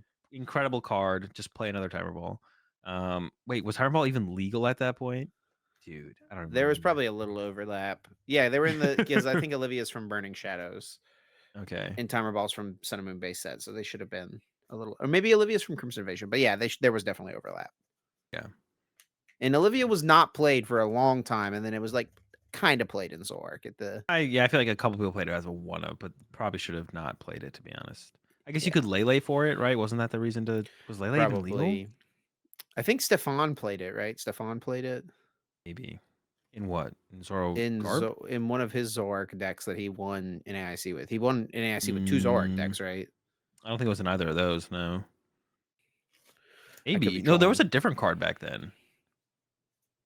I feel like there was like another card that like We're going down found. memory lane here. Yeah. Are you looking it up? I was gonna look it up. No, I Okay, think we I'm gonna should look it move up. on. We can talk about it later. Well, now I'm like curious. Now I gotta find Oh out. my What was gosh. the card? No, there was no card. It didn't I exist. don't think Oh, we had so. Pokecom back. We had Pokecom. We were common. We are chilling. Yeesh, Yeah. what a time. So, I mean, I don't know. I feel like that's the problem that I foresee with Golden Go at this moment is just like getting Pokemon into play, You can't getting find that. Golden Goes themselves into play. And then at the end of the day, it might seem like not that big of a difference drawing 1 card versus drawing 2, but it's a pretty big difference, 50% less. And there's not like Yeah. it doesn't really make sense to commit an engine to like switch a bunch of Golden Goes active every turn, right? Because that is Yeah. something Well, you maybe it could theoretically does. do. I mean, people did that with Slurpuff back in the day with Tasting, which was the same ability as Coin Bonus, draw 1, but if you're in the active draw 2, people did that. Um, Yeah. Could that ever work? Could you just play instead of like a B barrel line? Just play. Well, the B barrel I think is too good in the deck. To be honest, I don't know. yeah, the B-Barrel is pretty good against Path Iono. Yeah, yeah. Otherwise, you just lose. I mean, Iono in general, because even though you're drawing cards with coin bonus, once they've KO'd a couple golden goes, like you're not drawing that many cards. Yeah, So 3 cards is not enough to like get off that next one hit KO. I don't think so. You need more for sure. yeah. So the So Golden golden Go, we'll go, see. yeah, not a huge fan. Well, now we got to Um, go to the Valiant. oh yeah, Iron Valiant. This one I think has way more potential than the golden go. Is it better than Roaring Moon? Who knows if it'll be better than Roaring Moon? It's another cool deck or another cool card that brings like a lot of potential for decks, and it really is all through the ability. Like attacking with this thing is like not a priority unless you're maybe playing it in Lost Box as like your 2 prize heavy hitter. Yeah, I think there's 2 ways to kind of go with this card, and it is with the Lost Box as a heavy hitter. That's an option for sure. Play a build without the V's. You play this. You play the tool card. Get some free retreat. Get a few extra pings in there with the Yeah, Sableye. That's a pretty good combo right there. Being able to Sableye Sableye. is sometimes a little short, and you're just like, I just need a little more. And Yep, now, what is the ability? How do you pronounce the ability's name? Tachyon. Okay, that's what I thought. I wasn't sure if I was getting it. Tachyon bits. What does Tachyon mean? Some technology word, I guess. Oh, hit him with the bits. We should all just call it bits. Whatever you use it. All right, bits. Tachyon particles. A tachyon is a hypothetical particle that travels faster than light. feel like that would do more than 20 damage. Probably, but I as think it stands, I think it'd maybe play some maybe more than 2 damage the counters. speed is what allows you to place the damage anywhere. Oh, so you're quickly putting it there before they can dodge. I think anyone who uses tachyon bits needs to, like, take the dice and just boom, put it out there really fast. Yeah, if your opponent stops you before you get to the Pokemon, you're not allowed to do the damage, so you gotta be quick. But So, yeah, we've seen a yeah, the lot of Lost Box, and then I think yeah, I've seen a lot of people pairing this with Urshifu as well. That yeah, seems to be a pretty popular pairing right now. yeah, people trying to use it, aggressively with, like, 2 to 3 Iron Valiants in play, combo that with some Yoga Loop action, and then, set up for some G-Max Rapid Flows. It's like a way to, like, kind of remove Manaphy from the board, um, or just any kind of small HP Pokemon. You can loop it, you can just bits it, for the KO, and then you can follow with G-Max Rapid Flow, some Gale Thrusts. That definitely seems like the best way to play it, though, to be honest, for sure, is with the Urshifu. If not, if it could still be pretty good with Lost Box as well, of course, but it seems Yeah, like Urshifu is the way to go with it for sure. probably, yeah. Yeah, you can pair it with the Technical Machine Devolution, you can pair it with the Yoga Loop as well on Metacham. Yeah. Lots of, strong ways to go with the Iron Valiant. So those are kind of the 3 new decks. There's obviously some other stuff out there like the, I don't know, Garchomp EX, Skeledirge. We gave our thoughts on some of these decks or these cards last week in our kind of full set review. So if you want to hear some of those, you can go check that out. But now we're going to move on to decks that exist currently in the meta and how they can be improved by new cards, or maybe how they are maybe pushed out of the meta a little bit by other new cards that are existing. And definitely kind of the main thing to talk about here is going to be the Chien Pao Iron Hands deck, which at the moment seems like kind of the most hyped up deck going into this new format. Would you agree? Yeah, and it's basically just because it is the deck that seems to be the best with hands. And it will definitely you know what? I'm kinda getting, a little bit of that, baby Buzzwole syndrome with this one, to be honest. When we had Buzzrock, which was the BDIF for a really long time, really good deck, it improved. I'm doing air quotation marks here with my hands if you're listening on Spotify or whatever. It improved when Beastring and Baby Buzzwole came out, and it did become a higher threat level deck, I guess you could say. But man, did that deck suck. It was so unfun to play. It felt terrible. It was better, I guess. Um, but man, yeah, what a awful deck. What an awful experience it was to play Way Baby less Buzzwole. consistent. Way less consistent. The deck just felt terrible. It felt like there was the correct way to play it still, which is weird. And it was And like it if did you win. tried to play classic Turbo Baby Buzzwole or Turbo regular Buzzwole Buzzrock Rock, yeah. versus like Buzzwole with the Baby Buzzwole and the DNC and the Beast's energy and the Beast strings, right? You got Like wrecked. you just got wrecked in the mirror match because they had better Yeah. cards, but their deck was less consistent. Yeah, it was like a weird I don't know, it was just weird. And maybe that's what's gonna happen with Chi and Pao. Like Chi and Pao is probably the best way to play hands, right? It's the easiest way to make hands work. But what are you sacrificing? Like the Chi and Pao deck, I feel like already kind of is established as a deck where it's like riding the line of consistency, where it's like its win rate doesn't depend on what matchups you hit. It just depends on how consistent the deck can be, right? And we see like Grant Shen continuously having success with the Chi and Pao deck is basically as straightforward as it can get, right? And it's definitely gotten rid of a lot, if not all, of the extra cards that offer you more options, but the options are not just better than just like another nest ball, right? But now you got to get hands in the deck.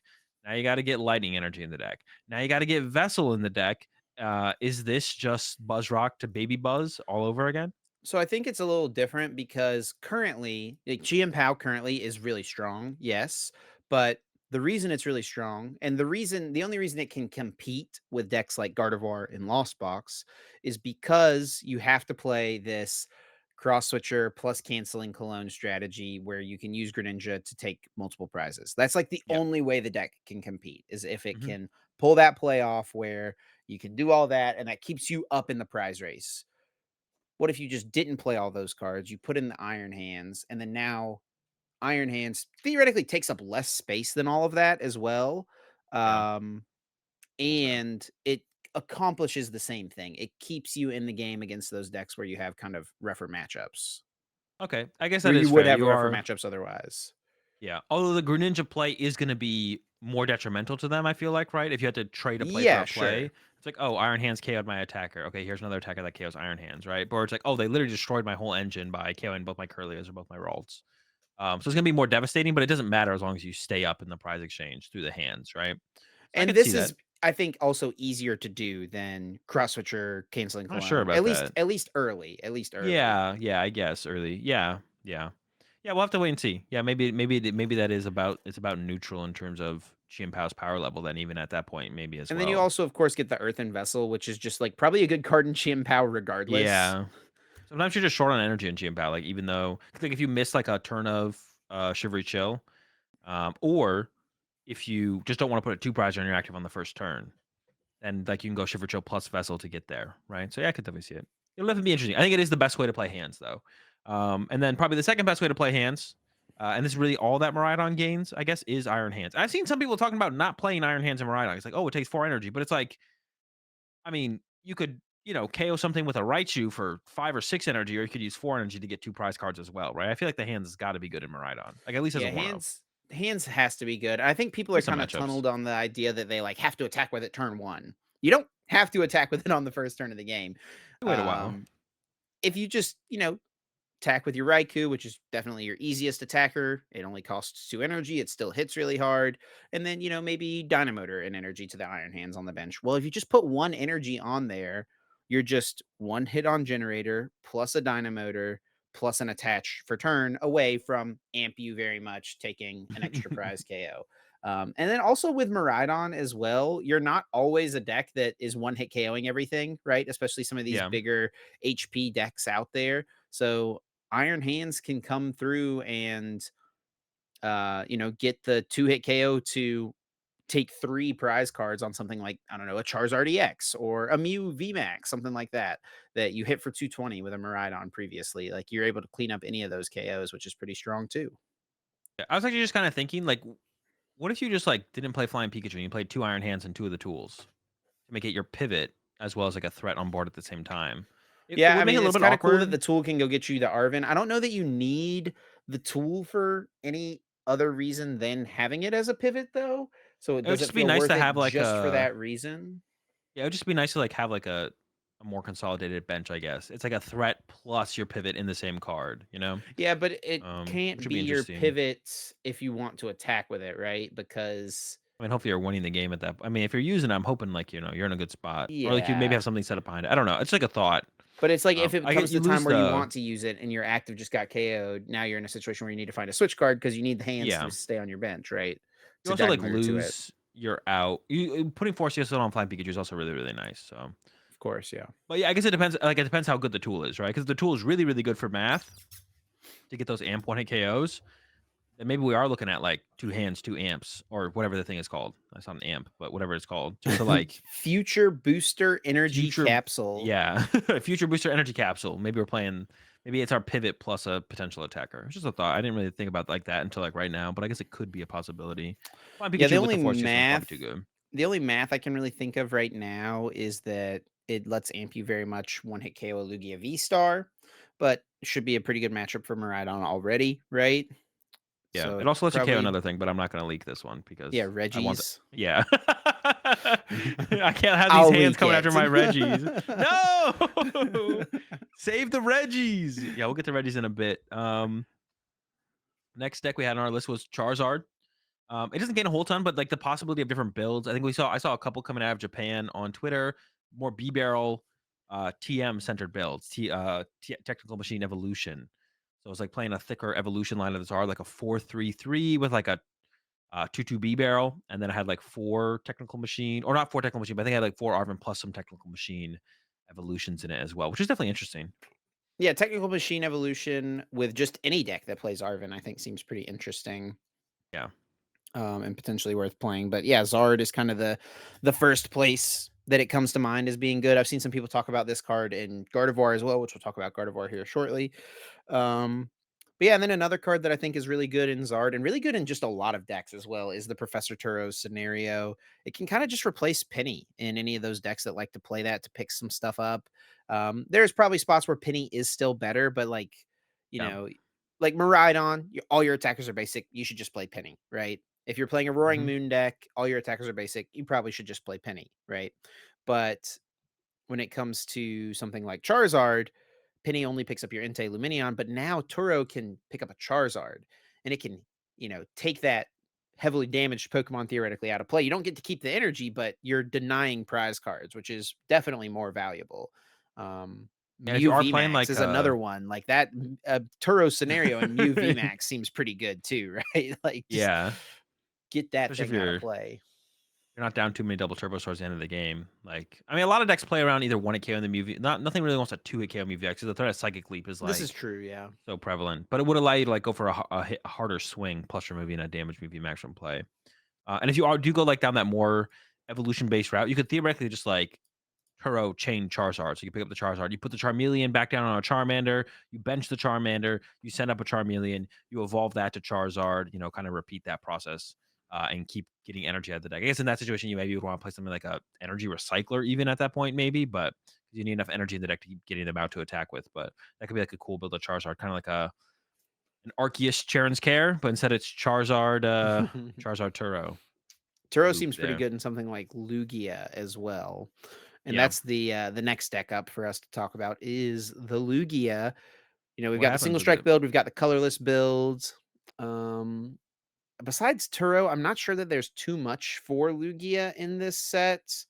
The Um, vessel builds. I saw LDF put out a tweet of one earlier. It was like a colorless build that had hands, had a couple vessels, couple lightnings, and then it also had Radiant Charizard with a basic fire, which is kind of cool because it lets you hit with the Radiant Charizard sooner than you normally yeah, would. I 'Cause did you see usually have this to too. wait.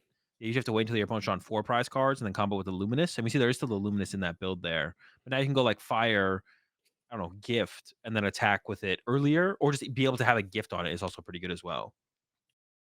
Yeah, it Wait a definitely second, where's seems. the water to chain the Luminion, though? Where's that basic water? We need Oh, the what's going Matt, on, come on, LDF? brother. Come on, that's broken. That used to make that's what one of the things that made Lugia so good was what is it even called? Oh, what if dude, now I'm cooking, bro. Now I'm cooking. What if you played like Klefki Lugia and you just change your Luminion He's you just like insane. you just like play basic waters and I don't know, jets. You like wait 2 turns and jet it up and then put it back in the deck and then it's probably not good. But there should be a basic water in here, right? Am I dude, maybe dude, that was one of the reasons that Lugia was so good. Was the fact you could put your Lugia or your Luminion back in your deck. Is it back? It might be Maybe. back. It could be back. It could be back. Speaking of And then Vessel in this deck as well, it's like another way to discard your Archeops as well. Like that's like a big thing about it. yeah, Vessel's cool. I think another card that I think could be okay in Lugia would be Technical Machine Blindside, potentially.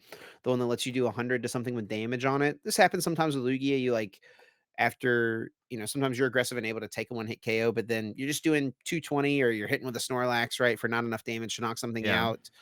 They run away. I feel like, not being forced to boss could be decent. You could research into the technical machine. That's another card that I've thought about that I think could be good in Lugia too. Could definitely see it. Could definitely see it. Yeah, maybe Lugia lives on. It is weak to lightning. Hands is definitely loving that 3 prize card Lugia You can't see it behind V. Azul's head, but LDF does have the Dunsparce technology in here. Oh, there's the Dunny in there. And Luminion. Also another thing that can be chased is Luminion. But if you shuffle your Luminion back to the deck, saying not there for the hands to take advantage of. This is true. This is true. He's even got the Thornton in here to use a second Iron Hands with the second Lightning Energy. Jeez, chill out. Also, oh, I guess Luminous and the one fire. That's another reason to have like with the Thornton, you can use Charizard twice, which is pretty cool. Yeah. Yeah, so some possibilities for Lugia there for sure. One deck that might not be around as much as it has been, especially with how successful it's been recently, is the Lost Box. Hands is tough to deal with for sure. So that's gonna be rough.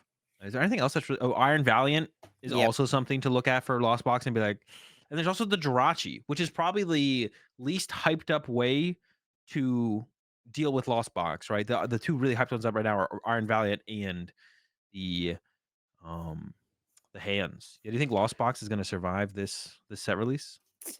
Yeah, I'm Yeah. not sure. It really does depend on how strong Hands is. It's definitely the card that's you named a bunch of other things, but like Hands is kind of the big one that you have to worry Yeah. about, right? Um, but a lot of those cards that you mentioned as well are pretty good plays in Lost Box, right? Like if you could play an Iron Hands Lost Box, that would be pretty decent. If you could, I mean, that's a lot of, Mirage Gate energy, but could be decent. Iron Valiant seems pretty crazy with Lost Box, right? Sometimes you just need a little bit of extra damage for your Sableye to get in there. Iron Valiant's a good attacker with Lost Box. You're already playing Psychic Energy because of Sableye, so you can actually streamline your energy counts a little bit with the deck, even Yep. potentially. Um, there's the Technical Machine Devolution, which is like an insane card. Thinking about this weekend, we felt like Charizard had a really good Lost Box matchup. Like, maybe not really good, but it had a favored They Lost had Box pretty good matchup. Lost Box matchup. Yeah. Um, if Lost Box has Technical Machine Devolution, it probably just beats all those evolution decks, right? So there's I some mean, interesting that's when things the out Jirachis there. actually make their way out. They're actually coming. It's like, all right. Yeah, at some point, the Jirachis could make their way into these decks. It doesn't seem like people are going to be starting off with Jirachi in the deck, though, because, yeah, Lost Box could be struggling. But, yeah, it can use all those things, but none of those things really help you against, like, Iron Hands Yep. or the Iron Valiant, right? Iron Hands or Iron Valiant still kind of having their way with you in that situation. Like, it's going to be tough to deal with those two for Oh, Lost Box, excuse so me.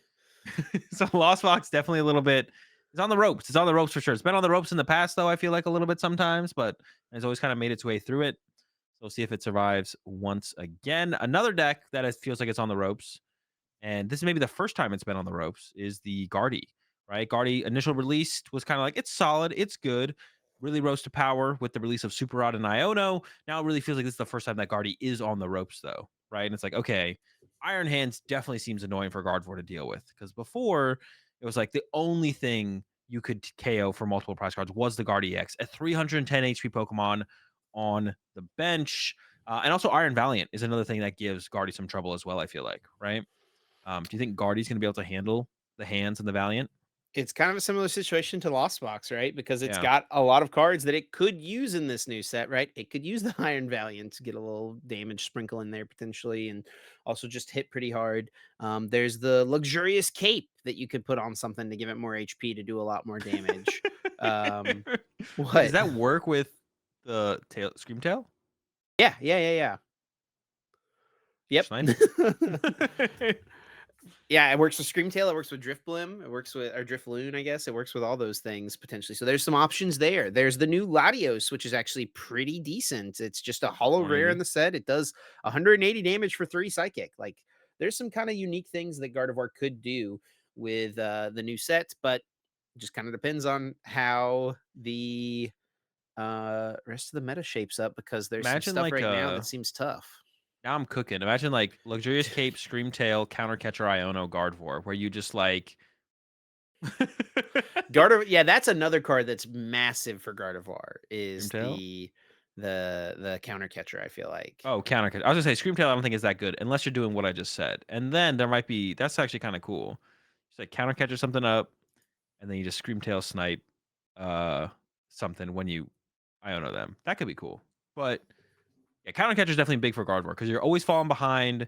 And now if you can strategize a little bit more about behind falling behind and even pulling off bigger plays. Like at first, Gardevoir was going Iono, KO your active. Now they can go Iono, KO anything, right? So it's gonna be definitely big for Gardevoir. I guess counter catcher in general. I think there's a lot of space for counter catcher in a lot of decks, to be honest. I think it's gonna be overplayed initially, and too many people are gonna have it in literally everything. It's like I don't know if you're playing Miraidon or the Roaring Moon, probably should not be playing counter catchers. You're attacking on the first turn of the game. You're trying to draw prize cards quicker than your opponent. Like, probably should save the counter catchers for stuff like the Gardevoir, the Charizard, stuff like that. Put the boss's orders back in. Those are going to be a little bit more useful for you. But Guardy definitely something that could try and abuse the counter catcher, right? And Azul, it is that time. A new format, some new cards, and some new copium for all the lost Tina believers. New set, breathe a little new life into the Tina deck. And I think the big one is going to be counter catcher. It kind of plays into the strategy of how people have been building Tina recently, which is like very much a come from behind build with Roxanne's, Ionos, and Paths.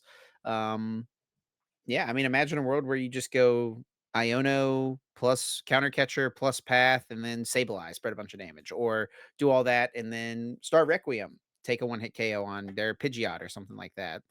Yeah. I don't know. I mean, they've almost tricked me, I feel like, Azul into, into believing a little bit in the Tina. What do you think about it right now? I think it definitely improves the deck because Boss was already like a pretty mediocre card in the deck. It felt like you had to like have a really good sequence to have a really good boss turn. And obviously at the end of the games, like once it was like getting down to the point where it's like, okay, I just need Boss to win. That those were moments for Boss in Tina. But Boss Mhm. always felt like a pretty meh card overall. But Counter Catcher, I think, will definitely be played in the deck. And I think it definitely makes Tina a better deck. Like Tina, it might even be good enough to the point where I like give it a little bit more credit. I'm not quite convinced because always it's felt like the engine of the deck has been the problem. But I was theorying Tina the other day, and honestly, maybe Tina just needs to go second. After playing Charizard at Toronto, I don't think people have been choosing to go second with Tina. I don't think so. I think you maybe just need to choose to go second with Lost Tina and Star Requiem. I think that or Abyss Seeking. Abyss My bad. Seeking? Yeah, just Abyss Seeking. Just literally make that your game plan against a majority of matchups, and then follow up from there with like a comeback strategy. Yeah, Like but that's tough though. So like with Arvinzard, it's like you could do all that and leave a Mew or a Charmander active, right? But with this, you're planning to leave a Giratina active, they and can that have it. thing's probably gonna get KO'd against most things. They can have it. We gotta Abyss Seeking. Go second. Play a Colress. We're cooking. Yeah, I don't know. That's what I want to try. I'm gonna try and try some Tina again this format. I'm gonna try and choose to go second. I'm gonna see how that feels. Maybe that's a missing piece. Maybe people have been choosing to go second with Tina this whole time, and that's why I've been feeling pretty mediocre about that because I've been choosing to go first, and I should have been choosing to go second. Good luck with that, buddy. All right, last deck here that we have written down to chat about is a deck that got top 32 actually this past weekend in Toronto. It's a little bit off the radar, but it's definitely gotten a little hyped up moving into this set because there's quite a few cards that are actually pretty good for this archetype in the new set, and that is stall. And I guess we'll say stall as opposed to control because it feels like that's the way that people are playing it right now. The Yeah, Snorlax block Snorlax has kind of been the way, right? yeah. I guess it's like hard to. No matter what, you're trying to control your opponent's board state, but no matter what, you could always break down any deck to being like that. So yeah, I think this falls under the stall category. Control, I don't know. I'm thinking, I guess, more so like Pidgey control, where you completely the board state, completely lock your opponent out of everything. Stall is basically just like making it difficult for your opponent to attack as much as you possibly can before they or until they deck out, I guess. Yeah, And yeah, and counter catcher is going to be huge yeah. for this deck for sure. I mean, is that it? Is that all? I mean, it's a pretty big piece, but is that they have anything else that really comes out in this one? Yeah, they can get luxurious cape or the what's Oh, the true. card called? That's The a big rigid Snorlax. vest, I think, right? Oh yeah, the vest as well. Yeah, probably the cape is going to be the bigger deal though. Or maybe play like a split depending on the matchup. It might be matchup dependent. So you Your might play a couple of Snorlax each. becomes 250 HP. Yeah, that's a lot of HP. Sanders probably gonna play one of each tool in the deck for sure. Different situations. He took Honestly, it. the Ursaluna with the Defiance vest could be that's a lot of reduced damage. I mean, I don't know what matchup it'd be particularly good in, but there's something there probably for sure. Um, but yeah, I think I definitely gained some new pieces, right?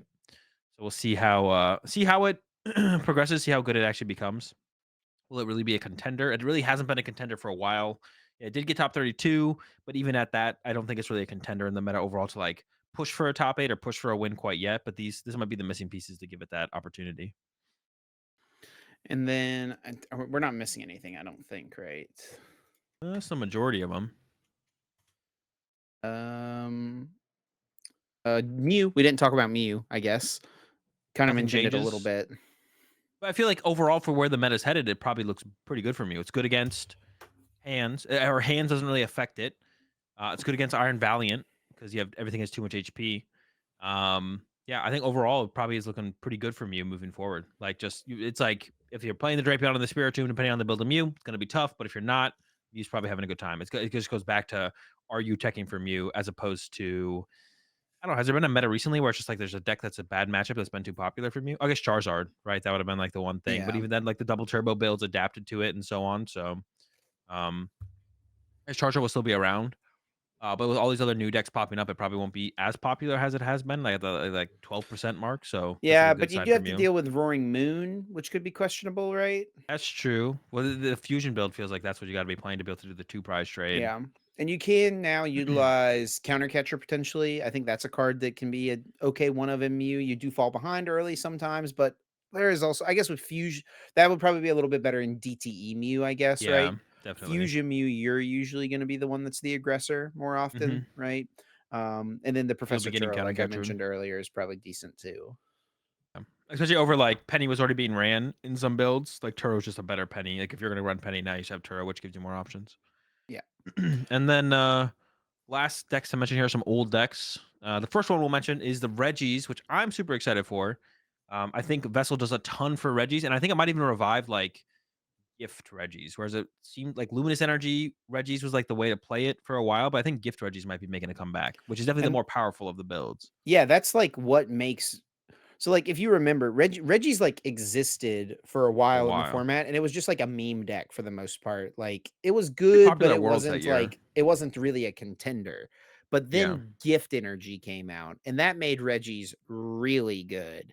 But yeah. now you can't play Gift Energy. Well, you can. You play like one of them just for the end of the game because you have to play Luminous Energy as your like Rainbow Energy card because um Luminous energy doesn't work if you have any special energy attached. So gift energy doesn't work alongside luminous. So the best card in the deck is the gift energy. It feels like, and you just don't have access to it in current builds. But with Earthen Vessel, you can discard your energies. You can go get the specific types of energies you need for the correct situation. Get them in the discard through your supporter, through Ultra Ball, whatever it is, and then you can use the gift energy. So yeah, I mean, in the past, not having gift energy is what was holding Reggie's back, and it feels like currently not having gift energies could be the thing that's holding Reggie's back. But now you have a lot easier time being able to utilize them. Yeah, you also get Iron Bundle, which is actually like a really powerful card. Generally for one prize decks, like being able to potentially just move your opponent's active, because it's a lot easier to block a one prize deck from doing what attacking what they want to attack, or kind of controlling how much damage they can do or what they can damage just by attacking with a specific Pokemon.